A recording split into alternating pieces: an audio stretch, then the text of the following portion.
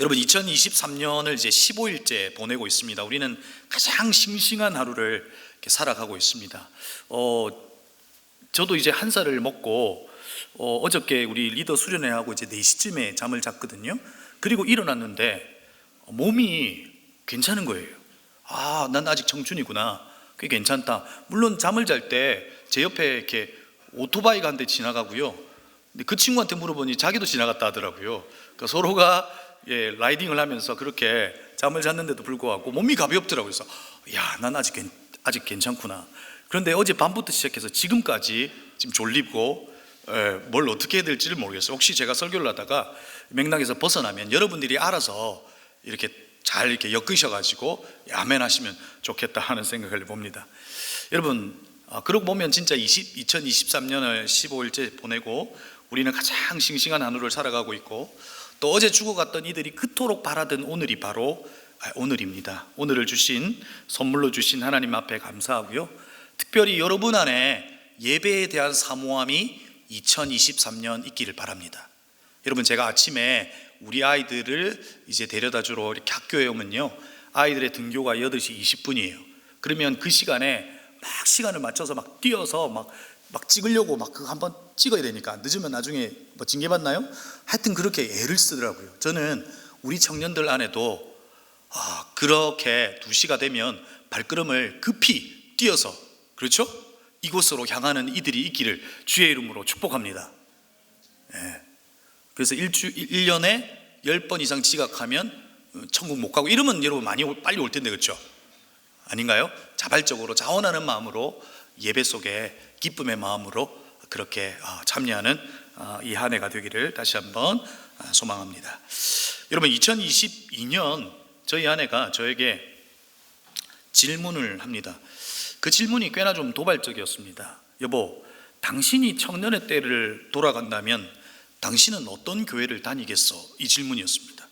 제가 멈칫하고 있으니까 다시 이렇게 질문하는 거예요.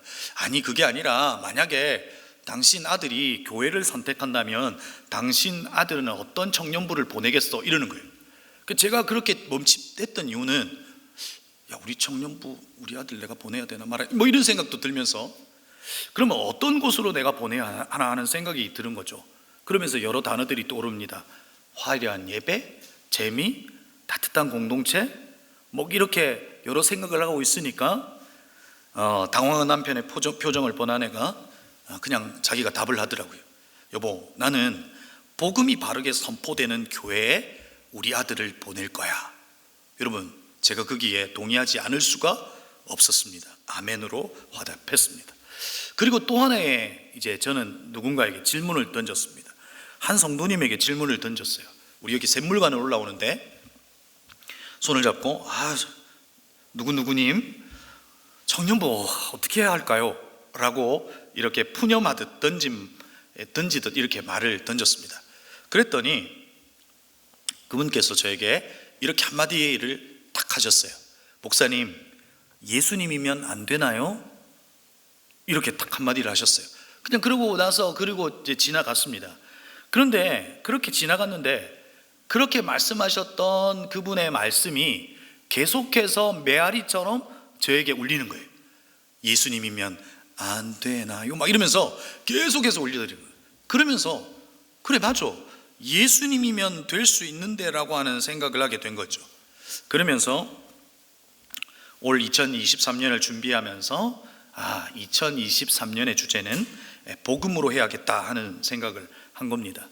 제 개인에게는 하나님, 제가 청년의 때에 주님 앞에 뜨겁게 기도하고 복음 앞에서 정말 무식하다시피 할 만큼 그렇게 열정을 다해서 그렇게 간절하게 하나님을 찾고 예수 그리스도로 살았던 그때의 간절함이 회복되게 해달라고 기도했습니다. 또 하나의 기도는 하나님, 2023년 정말 우리 청년들이 주님의 복음 앞에 다시 서는 해가 되게 해주십시오. 그래서 이번 2023년의 주제를 다시 복음 앞에라고 정했습니다. 다시 복음 앞에서 내가 누구인지, 그리고 복음을 소유한 우리가 이 땅에서 어떻게 살아가야 되는지에 대해서 함께 살펴보기를 원합니다. 여러분, 2023년 여러분에게도 저에게 한 성도님이 던졌던 그 질문을 여러분에게도 던집니다. 여러분, 예수님이면 안 됩니까? 대답 좀 해보실까요? 다시요. 여러분, 예수님이면 안 되나요? 예수님 다음에 그 어떤 것이 우리에게 있어야 될까요? 여러분, 제가 여러분에게 던졌던 이 질문, 그리고 한 성도님이 저에게 던졌던 이 질문 앞에 이제 답을 찾아갈 수 있기를 바라는 겁니다. 여러분, 복음에 대한 여러분 어떤 지식을 가지고 계십니까? 그러니까 복음에 대하여 여러분이 알고 있는 지식은 어떤 것이냐 하는 것이죠. 최근에 그 청년 스타트업 이 기업을 이렇게 지원하고 하시는 한 성도님의 이야기를 들었습니다. 그러니까 많은 청년들을 인터뷰를 하고 또 만났다는 것이죠. 그런데 그들 안에 있는 지식의 왜곡이 있더라는 거예요. 그게 무슨 이야기인지 제가 귀 기울여서 들었습니다. 관심이 있으니까 도대체 어떤 지식의 왜곡이 있을까? 오랫동안 이 미디어에 노출되면서 미디어를 통해서 알고 있는 자기 확신이 있더라는 거예요. 그래서 실질적으로 마주치는 세상 밖으로 나와서 마주치는 그 현실 앞에서는 엄청난 괴리 속에서 혼돈을 겪더라 하는 이야기를 해주는 거예요. 그러니까 다 그렇다는 것은 아니지만 그런 경우를 보았다 하는 것을 이야기해 주는 거죠. 예를 들면 이런 거죠. 여러분의 연애관에 지대한 영향을 미치는 미디어가 어떤 것이 있어요? 솔로지옥 이런 거 아니에요? 저는 한 번도 본 적은 없는데 그런 이야기를 막 하더라고요. 그런 거 아닐까? 결혼에 대해서는요, 결혼지옥. 그러니까 그걸 보니까 다 결혼 안 하잖아요. 주님, 2023년 주님 책임져 주시옵소서. 그리고 여러분, 직업 탄력성이라고 하는 이 강의를 들으면서 이 4차 산업혁명 시대를 살아가는 오늘의 이 지식에 대하여 어떤 이야기를 해주고 있냐면 지식의 유통기한이 짧아졌다 하는 이야기를 하는 거죠. 여러분, 예전에는요, 우리가 지식을 쌓고 전공을 하면 그 전공으로 평생 직업을 삼고 살았어요. 그런데 지금의 이 시대는 우리가 쌓고 있는 지식의 수명이 짧아지더라는 거예요. 그래서 끊임없이 배워야 하고 배우고 또 다른 직업을 선택하면서 살아가야 되는 그런 시대를 우리가 살아가고 있더라는 거죠. 자, 그런데 진리라고 하는 것은 어떠냐 하는 것이에요. 진리라고 하는 것, 복음이라고 하는 것은 어떤 거냐 우리가 한번 살펴볼 필요가 있다는 거죠. 여러분, 이 시대 속에서 진리라고 하는 많은 것들, 이것이 진리라고 이야기하는 많은 것들의 수명이 있더라는 거예요. 기한이 있더라는 거예요. 여러분, 우리가 오늘 살펴보아야 할 것이 있는데 그게 무엇이냐면 바로 하나님에 대한 지식이에요. 이 복음에 대한 우리의 지식이 우리에게 어떤 영향을 미칠 수 있냐는 거죠. 여러분, 하나님에 대한 지식의 왜곡은 우리의 삶을 엉뚱한 방향으로 옮길 수도 있습니다. 그렇지 않습니까? 극단적인 예로는 이단 같은 거, 그렇죠? 그런 것들은 우리의 삶을 아주 극단적으로 바꿔버립니다. 또 하나는 어떤 것들이 있을까요? 하나님에 대한 지식의 왜곡은 우리의 삶의 모습을 바꾸어 놓는데, 예를 들면 하나님은 나에게 복 주시는 분, 하나님을 도구로 생각하는 그 순간 내 삶에 벌어지는 실패 앞에서 하나님이라고 하는 도구를 내 손에서 내려놓게 되더라는 거죠. 이것은 하나님에 대한 지식의 왜곡으로부터 우리의 삶의 걸음과 방향과 우리의 삶의 선택이 달라지더라 하는 것이죠. 또 어떤 것들이 있을까요? 여러분, 하나님은 심판자이십니다. 맞죠? 2023년은 우리가 예배가 일방적이지 않기를 바랍니다. 서로 소통하면서 그렇게 되기를 진짜 간절히 소망합니다. 제가 이런 안타까운 마음을 이야기했더니 한 청년이 저에게 장문의 카톡을 보냈어요. 목사님, 저는 왜 목사님 자꾸만 아멘을 강요하고 반응을 요구하십니까? 원래 저도 그런 스타일은 이에요. 그런데 그 친구가 왜 목사님 그렇게 강요하십니까? 이렇게 말할 줄 알았어요. 근데 그 친구가 뭐라고 이야기했냐면, 목사님, 사실 저도 아멘 하려고 했는데요, 사실 이렇게 아멘 하는 게 좀 부끄러워요. 그런데 저는 지금 온라인 예배를 드리고 있는데 목사님 아멘 크게 하고 있어요. 그런데 하나의 방법이 있는 것 같은데 그게 뭐냐면, 목사님, 우리가 예배 드릴 때 한 곳으로 이렇게 모았으면 좋겠어요. 그 이야기를 해주더라고요. 괜찮겠습니까? 아멘 하셨어요. 다른 건 아멘 안 하고. 그래서 함께 모여서 예배하는 것도 참 중요하겠다. 그래서 우리가 한번 그런 부분들도 한번 생각해 봤으면 좋겠다 하는 생각을 하는 거죠. 뭐 하다가 여기까지 넘어온 겁니까? 여러분, 하나님이 심판자다라고 하는 것 우리가 다 알고 있는 내용이에요. 그런데 하나님이 우리 죄에 대하여 심판하시는 분이시는 것만 알고 있으면 우리는 하나님 공포증에 살아갑니다. 그래서 여러분, 우리가 지은 죄에 대하여 죄책감의 늪에 빠져서 나오지 못하는 모습도 보더라는 거죠. 심판자이시긴 하지만 하나님에 대한 우리의 지식은 하나님은 사랑이시고 용서하시는 분이시다 하는 것을 우리가 알 때 우리는 그 늪에서 그분의 손을 붙잡고 다시금 나올 수 있게 되더라는 거죠. 여러분, 하나님에 대한 지식의 왜곡은 우리의 삶에, 우리의 신앙의 모습을 이렇게 바꾸어 놓더라는 거죠. 자, 그러면 복음이라고 하는 것에 대하여 유통기한이 있느냐는 거죠. 우리가 지난번까지 전도서를 살펴봤는데 전도서를 통해서 알게 된 지식이 뭐예요? 세상은 다 헛되다 하는 것을 지혜의 왕 솔로몬이 우리에게 알려줬습니다. 하지만 헛됨을 알려주기 위함이 아니라 사실상 솔로몬은 우리에게 뭘 알려주는 거예요? 청년의 때에 여호와를 기억하라 라고 말하면서 세상의 모든 것은 유통기한이 있다는 거예요. 그래서 그것은 연기처럼 사라져버리는 헛된 것들이지만 영원한 것이 있다는 것을 우리에게 알려준 거예요. 무엇이 영원하다 그랬습니까? 하나님의 말씀이 영원합니다. 아멘이시죠? 예수 그리스도가 영원하세요. 그리고 예수 그리스도의 말씀을 지키는 자가 영원하다고 이야기하는 거죠. 그러면 솔로몬이 우리에게 알려주는 것처럼 이 땅에 사라져버리는 기한이 있어버리는 이 영원하다고 이야기하는 그런 헛된 것을 붙드는 것이 아니라 진짜 지혜자는 영원한 것을 붙드는 거겠죠. 바로 그것이 복음이라는 거죠. 그 복음은 유통기한이 없습니다. 복음은 영원하고 복음 앞에서 나와 예수 그리스도를 구주라고 고백하는 자에게 하나님의 권세가 되는 그 진리는 그 어떤 것으로도 손상되거나 훼손되거나 변형될 수 없는 것이라는 거예요. 오늘 우리가 그 복음이 무엇인지 한번 살펴보자는 거죠. 그래서 오늘 우리에게 복음에 대한 지식 그리고 하나님을 안다는 것이 얼마나 중요한 것이고, 그리고 오늘 우리가 이 복음이 무엇이며 그 복음이 설명해주는 나는 누구인지를 오늘 살펴볼 겁니다. 그리고 다음번 설교를 통해서 복음을 통해서 이 땅을, 이 세상을 어떻게 살아가야 될지를 살펴보게 될 겁니다.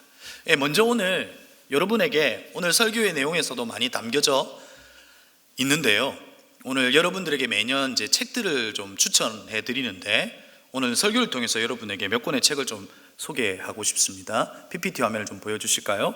10권의 책인데 앞에 있는 3권의 책이 여러분들이 꼭 복음과 관련해서 읽었으면 좋겠다 하는 책입니다.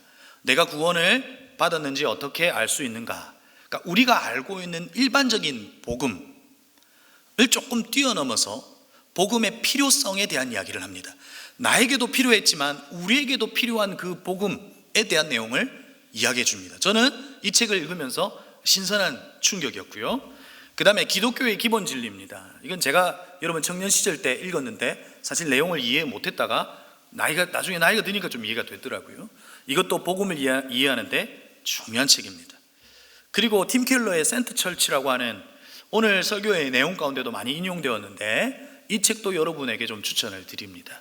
그래서 복음의 내용이 무엇인지를 꼭 알았으면 좋겠고요. 그리고 옆에 있는 교회 구석에서 묻는 질문들, 그리고 격려를 통한 영적 성장이라고 하는 이 두 책은 우리 목자들에게 추천해드리고 또 여러분들도 필요하시면 한번 읽어보시면 좋겠다 싶고요. 그리고 아래에 있는 당부 하나님, 자유, 그리고 성경 각 권에 있어서 갈라디아스가 복음의 내용을 잘 설명해주고 있는데 팀 켈러가 이 책을 잘 설명해 줍니다. 이 책도 여러분에게 권면해 드리고요. 그 다음 우리 찬양팀은 지난 2022년에도 한번 추천을 드렸는데 톰 라이트의 예배를 말하다, 이 책을 추천해 드립니다. 그리고 동화책 하나를 끼워뒀습니다. 혹시 여러분에게 위로가 필요하다면 이 동화책도 여러분에게 권합니다. 자, 여러분 오늘 이 책들을 여러분에게 소개했는데 오늘 우리가 보았던 그 세 번째 책에 센트 처치라고 하는 그 책에서 복음에 대하여 팀 켈러는 우리에게 이렇게 정의하여 알려줍니다. 복음은 좋은 충고가 아니라 좋은 소식이다. 여러분, 만약에 복음이 좋은 충고라면 그 충고 다음에 우리에게 무엇이 있어야 될까요? 복음이 좋은 충고라면 복음 다음에 우리의 행동이 따라야 합니다. 여러분, 충고를 받아들인 이는 그 행동을 수정하고 그 행동을 해야 되는 것이죠. 행동이 따라야 한다는 것입니다. 근데 여러분, 팀 켈러는 이어서 이것을 이렇게 이야기합니다. 우리가 행하는 것이 아니라 우리를 위해 행해진 무엇이다. 그러니까 복음에 대하여 무엇이라고 이야기하냐면 우리가 행하는 것이 아니라 우리를 위해 행해진 무엇이다. 여러분, 우리가 무언가를 행하는 것, 그래서 그것이 복음이 되는 것이 아니라 우리를 위해 행하여진 그 어떤 것이 복음이라는 것이죠. 그 좋은 소식은 우리의 어떤 행위를 요구하여 구원에 이르게 한 것이 아니라 복음 그 자체를 우리에게 알려주더라는 것이죠. 그래서 그 복음을 위해서 하나님께서 하신 것이 있다고 이야기합니다. 첫 번째가 하나님께서 주도적으로 하신 것이 있는데, 첫 번째가 하나님께서 말씀하시고 그리고 행하셨다 하는 것을 존 스토트가 아까 제가 여러분에게 추천드렸던 두 번째 책에서 이야기해 줍니다. 여러분, 복음을 알 수 없는 무지한 인간에게 하나님께서는 첫 번째 뭐 하셨냐면 말씀하셔서 알게 하셨다는 거예요. 그분께서 우리에게 계시하셔서 무지한 인간이 알 수 없는 우리에게 주님께서 말씀하셔서 알게 하셨다는 거예요. 태초에 하나님이 천지를 창조하시니라. 그것은 사실에 대한 기록이 아니라 하나님 스스로가 자신에 대하여 계시하신 거예요. 자기를 드러내심으로 내가 누구인지를 우리에게 알려준 거죠. 이것처럼 하나님께서 말씀하셨다는 거예요. 두 번째는 행하셨다는 거예요. 여러분, 복음을 알 수 없는 우리에게 복음이 무엇인지를 행동하셨다는 거예요. 여러분, 어디에서요? 십자가에서요. 십자가를 선택하셔서 우리에게 복음이 무엇인지를 행동하셨다는 거예요. 처절한 사형틀 위에서 벌어진 그 일이 우리에게는 좋은 소식, 곧 복음이라는 것을 우리에게 알게 해주는 것이죠. 이것이 오늘 복음에 대한 우리의 첫 번째 이해입니다. 이해가 되셨죠? 좀 졸리나요? 많이 졸리죠? 저도 졸려요. 근데 힘을 내십시다.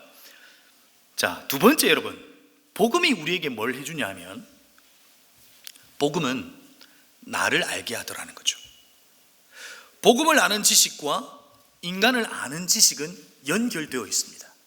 내가 하나님을 알았더니 나를 알게 되더라는 거죠. 내가 그분을 만났더니 나를 알게 되더라는 거죠.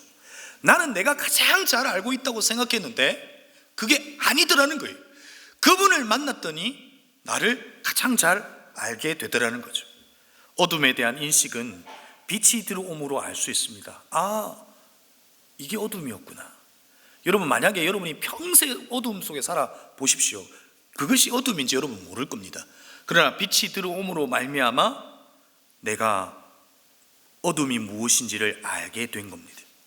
근데 여러분, 우리는 내가 누구인지에 대한 지식이 사실은 부족합니다. 그런데 하나님을 만날 때 우리는 내가 누구인지, 복음을 만날 때 내가 누구인지를 알게 되더라는 거죠. 오늘 우리가 읽었던 본문 요한복음 17장 3절에 영생은 오직 한 분이신 참 하나님을 알고 또 아버지께 보내신 예수 그리스도를 아는 것입니다 라고 되어 있습니다. 여러분, 영생을 얻는다는 것을 뭐라고 표현합니까? 하나님이 유일하신 참 하나님인 것, 그리고 하나님이 아버지가 이 세상에 독생자 예수 그리스도를 통해서 하나님이 진짜 우리의 하나님이라고 하는 사실을 그리스도를 통해서 알게 된 것이 영생이라고 이야기합니다. 여러분, 하나님에 대한 지식이 우리에게 구원이다라고 하는 것을 이야기해 주는 것이 아닙니다. 무슨 말이냐면 하나님이 우리를 위해서 이 땅 가운데 예수 그리스도를 보냈다라고 하는 그 지식, 그 정보, 그 교리가 우리에게 구원을 주시는 것이 아니라 여기에서 말하는 지식은 실존하시는 그 예수 그리스도와의 만남을 통해서 깨닫게 되는 지식입니다. 아, 하나님은 살아계시구나.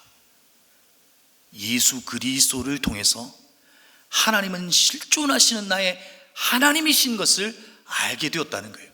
그 알미 우리를 영생으로, 구원으로 이끌어가게 되었다는 거죠. 그리고 여러분, 하나님과 우리가 연결됨으로 알게 된 것이 있는데 바로 나를 알게 되더라는 것이죠. 여러분, 창세기 3장에 보면 인간이 죄를 짓고 한 행동이 있습니다. 어떤 행동을 하고 있죠? 뭘로 자기의 몸을 가려요? 무화과 나뭇잎으로 자기의 몸을 가립니다. 자기의 수치를 가리죠. 그런데 여러분, 이 모습 속에서 사실상 누구의 모습을 봅니까? 우리의 모습을 봅니다. 인간의 모습을 봅니다. 우리는 철저하게 나라고 하는 것을 포장해 갑니다. 가면을 쓰기도 합니다. 그래서 우리는 점점 나라고 하는 것을 나타내기 위해서, 드러내기 위해서 우리는 점점 포장을 해가며 그 포장의 두께는 두꺼워져 갑니다. 그래서 우리는 지금 내가 보여지고 불려지는 것이 나라고 착각합니다. 그렇지 않습니까? 여러분, 여러분이 알고 있는 최승재 목사에 대한 지식은 어떤 겁니까? 잘생겼다, 스윗하다, 멋지다, 뭐 그런 거잖아요. 그런 걸로 포장 이렇게 한 친구가 있었어요, 여러분. 주님의 은혜가 임할지어다. 자, 그런데 여러분, 그렇게 알고 있는 내가 깨지고, 여러분, 자꾸 이것 때문에 제가 지금 설교의 내용이 헷갈려 버렸어요. 다시 정리하고, 우리는 끊임없이 나를 가면을 쓰고 나를 포장하더라는 거죠. 그런데 복음을 만나는 순간 착각 속에 살았던 지금의 모습이 나라고 하는 그 착각을 깨뜨리고 내가 누구인지를 알게 되죠. 하나님과의 연결 속에서 알게 되는 나의 지식은 뭐냐예요? 뭐라는 거예요? 내가 죄인이라는 거예요. 나는 죽을 수밖에 없는 유한한 존재인 것을 알게 되는 거예요. 여러분, 설교문을 탈구하고 있는데 이렇게 이제 핸드폰이 앞에 이렇게 있잖아요. 그런데 이렇게 하나 탁 뜨더라고요. 페이스북에서 이제 누가 메시지를 남겼는데, 저는 뭐 페이스북 한 달에 한 번 정도 볼까 말까 하는데, 근데 이제 이렇게 눌렀어요. 그리고 누르고 그 내용을 보고 있다가 제가 힘이 쫙 빠져버렸어요. 제가 대구에서 사역을 할 때 그 제가 맡았던 우리 청년 제자예요. 걔가 죽었다는 소식을, 그 부고가 올라와 있는 거죠. 왜냐하면 저는 그 친구와 한 달 전에도 통화를 했어요. 여러분, 이 친구는요 정말 어려운 가정에서 핍박받으면서 신앙생활을 했어요. 그 어렵게 신앙생활 하다가 나중에 이제 결혼도 하게 되고, 결혼하면서 필리핀에 선교사로 갔죠. 그리고 1년이 되지 않았을 때 모기에 물려서 이제 댕기열이라고 알고 이 호흡 곤란이 오고 이러니까 급히 이송이 되어서 한국으로 왔어요. 그런데 알고 보니까 이제 급성 백혈병이 있는 것을 알게 됐죠. 그러면서 사투를 벌이고 잘 버텼어요. 그리고 회복도 해서 퇴원도 했고요.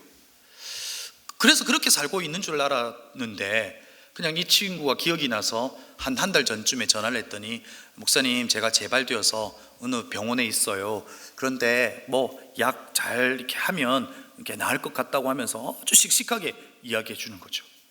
그런데 그 친구가 세상을 떠난 거죠. 여러분, 그 친구의 떠남은 사실 저에게는 슬픔이 아니라 그냥 아픔이었어요.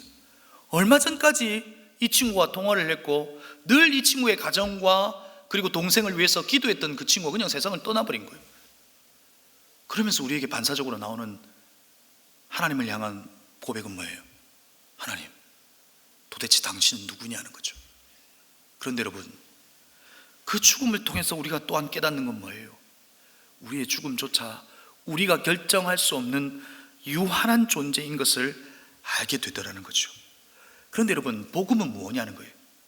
복음은 무한한 존재 앞에서 내가 유한한 존재인 것을 알게 되는 거예요. 나의 인생에 기한이 있다는 것을 알게 되는 거죠. 죄로 인해 죽을 수밖에 없다는 것을 알게 되는 겁니다. 그런데 여러분, 복음이, 그것을 알게 되는 것이 복음인데, 복음이 소망이 될 수 있는 유일한 길도 알려줍니다. 그게 뭐냐는 거예요. 내가 죄인이라는 것을 인정할 때 복음은 우리에게 소망이 됩니다. 우리가 죄인이고 유한한 존재인 것을 복음은 알려주지만, 우리가 우리의 입술의 고백으로 내가 죄인이라고 하는 것을 인정할 때 그 복음은 도리어 우리에게 소망이 될 수 있다는 거예요. 인생의 기한이 있어 언젠가 죽을 수밖에 없던 우리에게 그 복음의 지식은 영생으로 우리에게 던져지더라는 거예요. 사랑하는 성도 여러분, 사랑하는 청년 여러분, 진짜 복이 뭐냐는 거예요. 여러분, 살아있는 게 복이에요. 오늘 여러분 호흡하고 있는 게 복이라고요. 주식의 등락폭을 아는 지식이 복이 아니에요. 시대의 흐름을 알고 미래의 어떤 것을 선택해야 될지를 아는 것이 복이 아니라 내가 죄인이라고 하는 것을 아는 것이 복이라는 사실을 여러분 잊지 않기를 바랍니다. 내가 죄인이라는 것을 인정할 때 그 복음은 나에게 소망이 되더라는 것이죠. 그래서 팀 켈러는 복음의 능력을 이렇게 말하죠. 복음의 능력은 첫째, 나는 내가 감히 생각했던 것보다 훨씬 더 죄인이고 허물 많은 존재이다 라고 고백하는 것이다. 둘째, 나는 감히 바랐던 것보다 더 많은 사랑을 받고 용납되었다 하는 것이다. 사랑하는 성도 여러분, 오늘 우리가 예배가 왜 감격이 될 수 있을까요? 왜 우리는 8시 20분이 되면 뛰어서 예배가 아니라 출석을 하려고 그렇게 뛰어오는데 왜 예배 속에는 뛰어오는 사람이 한 사람도 없냐는 거예요. 여러분, 우리의 예배의 감격이 감격스러울 수 있는 이유는 우리가 복음 앞에서 엄청난 죄인이었다는 것을 아는 사람만이 오늘 우리의 이 예배는 더 감격적일 수 있다는 거예요. 도저히 예배할 수 없는 우리가 예수 그리스도로 말미암아 하나님을 향해 예배할 수 있는 존재가 되었고, 도저히 하나님에 대한 지식에 대하여 유한한 존재가 무한하신 하나님을 알 수 없는 존재가 오늘 이 예배 가운데 하나님을 임재 가운데 만나고 알 수 있다라고 하는 그 지식은 오늘 우리의 이 예배에 대한 우리의 발걸음을 이 자리 가운데 감격 가운데 기쁨 가운데 옮길 수 있다는 거예요. 그리고 오늘 우리가 드리는 이 예배를 소홀하게 할 수 없다는 거예요. 복음이 우리에게 알려준 지식, 내가 죄인이구나. 그리고 그 복음 앞에서 내가 죄인인 것을 인정할 때 복음은 소망이 될 수 있다 하는 것, 그리고 내가 엄청난 죄인인 것을 깊이 인식할 때 우리의 이 예배는 더 감격스러울 수 있다는 거죠. 그런 저와 여러분이 되기를 주의 이름으로 축복합니다. 그래서 복음은 우리를 하나님 앞에서는 겸손하게 만들고요, 그리고 이 세상 앞에서는 우리를 담대하게 만들어 버리는 것이 복음입니다. 하지만 우리의 그 다음의 삶은 어떤 삶이어야 할까요? 우리가 죄인인 것을 알고 날마다 매일의 삶 가운데 나는 죄인이야, 나는 죄인이야 이렇게 살아야 하는 것이 분명히 아닐 겁니다. 하나님을 아는 지식을 통해서 우리가 영생을 얻었고 하나님의 자녀가 되었다라고 하는 것을 우리가 인식하고, 그리고 하나님에 대한 지식, 그 진리는 이 땅 가운데 우리를 자유케 한다라고 하는 것을 알 때 우리는 이 세상 속에서 담대하고 그리고 자유롭게 살아갈 수 있다는 거예요. 그래서 팀 켈러는 나를 망각한 자유라고 하는 표현을 씁니다. 여러분, 어떤 의미에서 이 말을 쓸 수 있을까요? 여러분, 진리가 자아로 가득 찬 나를 그 복음이 밀어내어 버린 겁니다. 나로 가득 차 있는 내가 하나님께서 복음을 받아들인 저와 여러분에게 하나님으로 가득 채워서 나라고 하는 것을 밀어내어 버린 겁니다. 내가 구원의 어떠함이 될 수 없는 것을 내 안에서 주님께서 가르치시고 그 일들이 일어난 겁니다.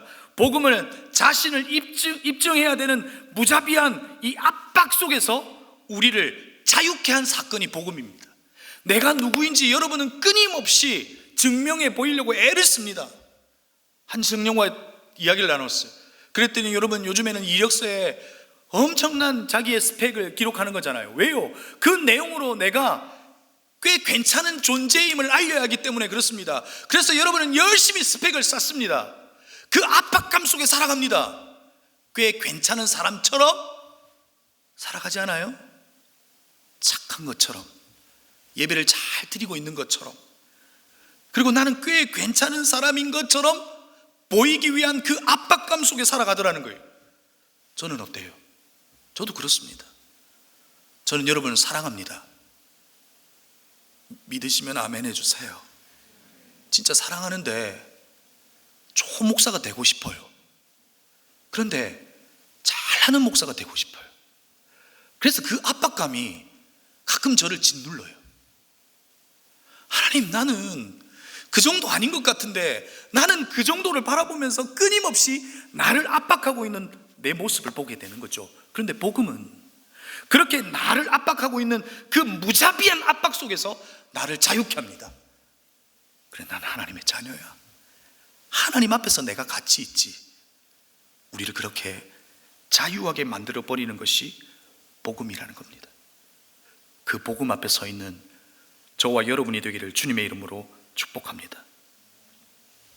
그래서 여러분, 제가 일과 영성을 강의할 때 우리가 있는 그 일은 어떤 걸 인정받고 뭔가 많은 것을 얻기 위해서 하는 일일 수 있지만, 일이 아니라 우리의 일은 섬김일 수 있다고 가르쳤습니다. 왜 그랬을까요? 우리가 복음을 통해서 예수 그리스도를 만났을 때 우리는 그리스도에게로부터 모든 것을 인정받아 버린 겁니다. 이제 더 이상 인정받을 것이 없습니다. 그러기에 우리가 하는 그 일을 통해서 인정받으려고 애를 쓰는 것이 아니라, 그 일은 이미 우리가 인정을 받았기에 그 일은 섬김이 될 수도 있다는 겁니다. 뭔지 아시겠습니까? 사랑하는 청년 여러분, 여러분을 입증해야 되는 이 세상의 압박 속에서 살아가는 여러분들이 복음 앞에서 자유로울 수 있는 저와 여러분이 되기를 주의 이름으로 축복합니다. 그래서 시인은 우리에게 노래로 우리에게 이렇게 알려줍니다. 시편 42편 11절 말씀 우리 함께 읽을까요? PPT 말씀 보시면서 함께 읽겠습니다. 시작.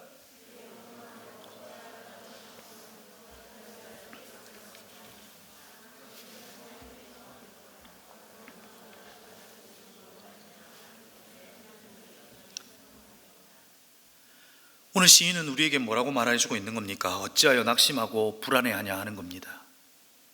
불안할 이유가 없다는 겁니다. 복음을 마주하고 복음을 받아들인 이에게 불안할 이유는 없고 찬송할 이유는 있다라고 이야기합니다. 그러면서 제가 시편 42편을 예전에 설교하면서 마틴 로이드 존스 목사님의 이 구절의 해석을 여러분들에게 설명한 적이 있습니다. 인용한 적이 있습니다. 한번 다시 여러분들에게 한번 PPT 보여주시고요, 읽어드리겠습니다. 자신을 불쌍히 여기는데 만족하지 말고 그보다 훨씬 중요한 일을 해야 하는데 바로 자신에게 말을 거는 것입니다. 자아가 우리에게 말을 걸게 하지 말고 우리가 자아에게 말을 걸어야 합니다. 영적 침체의 주된 문제점은 우리가 자아에게 말하는 대신 자아가 우리에게 말하는 데 있습니다. 인생의 대부분의 불행은 우리가 자아에게 말하는 대신 오히려 자아의 말을 듣는 데 있음을 모르시겠습니까? 우리의 자아가 우리에게 말을 합니다. 야, 너 그것밖에 안 돼? 야, 네가 이 땅 가운데 성공하려면 그 정도 스펙은 안 돼. 너가 목자야? 너가 찬양 팀원이야? 자아는 끊임없이 우리에게 이야기해 준다는 거예요. 너가 목사야. 그런데 너는 그 목사가 그런 생각을 하면서 살아가? 라고 하는 그 자아의 걔 목소리가 계속 우리 안에 들리는 거예요. 그렇게 할 거면 그냥 죽어버려. 자아의 외침인 거죠. 자아가 우리에게 말을 거는 것을 허용하지 말라는 거예요. 우리가 자아에게 말을 거는 겁니다. 네가 나에게 어떤 말을 걸든 예수 그리스도께서 날 구원했어. 네가 나에게 어떤 요구를 하든 나에게는 하나님이 계셔. 그 자아에게 말을 하는 겁니다. 그럴 때 우리는 그 영적 침체 가운데 다시금 일어설 수 있습니다. 이것이 뭐냐는 거예요. 이것이 복음이라는 겁니다. 복음은 분명 나를 알게 했습니다. 그리고 나는 어떤 존재인가를 알기에 우리는 이 땅 가운데서 자아의 말에 끌려 살지 않는 존재가 될 수 있다는 거예요. 그래서 여러분, 그 팀 켈러의 책에 보면 네 번째 발가락의 이야기를 합니다. 여러분, 네 번째 발가락이 여러분에게 있으신가요? 있으세요? 근데 언제 알고 네 번째 발가락을 아세요? 있다는 것을. 저는 네 번째 발가락이 있다는 건 아는데 그것을 한 번도 느껴본 적은 없습니다. 그런데 언제 우리가 느낄 수 있냐면 네 번째 발가락이 상처가 났을 때입니다. 네 번째 발가락이 상처가 난 순간 우리는 그 네 번째 발가락을 인식하더라는 거죠. 제가 앞에서 이야기했던 자아를 망각하는 자유는 무엇이냐면 나라고 하는 존재가 있지만 없는 것처럼 살아가는 거죠. 나의 자아를 밀어내고 복음이신 하나님이신 그분이 나를 가득 채울 때 나는 있지만 없는 것처럼 살아가는 겁니다. 그분으로 살아내는 겁니다. 마치 네 번째 발가락처럼 말이죠. 사랑하는 청년 여러분, 복음이 여러분에게 무엇을 했습니까? 그 복음은 여전히 지금도 우리에게 복음이어야 합니다. 그 복음의 효력은 내가 한번 믿었던 그 어떤 한 시점의 복음이 아니라 오늘을 살아내는 우리의 일상이 그 복음의 효력과 그 복음의 능력과 그리고 그 복음의 정체성을 가진 이로 살아내야 한다는 것이죠. 복음은 내가 누구인지를 알게 했고 그 하나님을 아는 지식이 오늘 우리를 살아가야 될 그 이유를 가르쳐 줄 겁니다. 자아로 충만한 이가 아니라 하나님을 아는 지식 가운데 하나님을 알고 복음의 내용을 알고 그 내용이 그 말씀이 우리를 자유케 하는 2023년이 되기를 주의 이름으로 축복합니다. 복음을 소유한 이로 하나님 앞에서는 우리가 겸손하지만 이 세상 앞에서는 쫄지 않기를 바랍니다. 당당할 수 있기를 바랍니다. 세상은 우리에게 요구합니다. 네가 힘을 가지고 능력을 가져서 네가 누구인지를 입증해라고 이야기합니다. 그래서 이 땅을 살아가는 모든 이가 골리앗이 되려고 합니다. 그런데 성경이 우리에게 가르쳐 주는 건 뭡니까? 다윗의 강함은 그가 골리앗처럼 힘이 세서가 아니에요. 다윗의 강함은 목자이신 하나님이 그 곁에 계셨다는 거예요. 복음은 이런 거예요.